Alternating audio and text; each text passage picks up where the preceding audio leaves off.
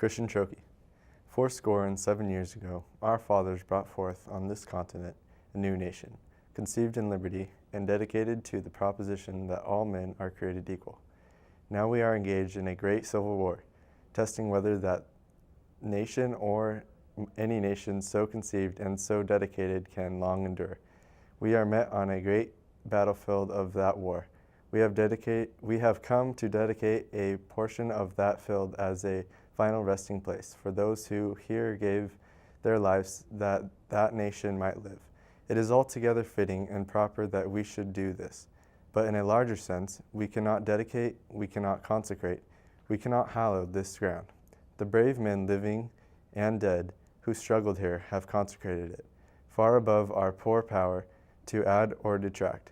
The world will little note nor long remember what we say here, but it can never forget what they did here. It is for us the living, rather, to be dedicated here to the unfinished work which they who fought here have thus far so nobly advanced. It is rather for us to be here dedicated to the great task remaining before us, that from these honored dead we take increased devotion to that cause for which they here gave the last full measure of devotion, that we here highly resolve that these dead shall not have died in vain, that this nation under God shall have a new birth of freedom, and that government of the people, by the people, for the people, shall not perish from the earth.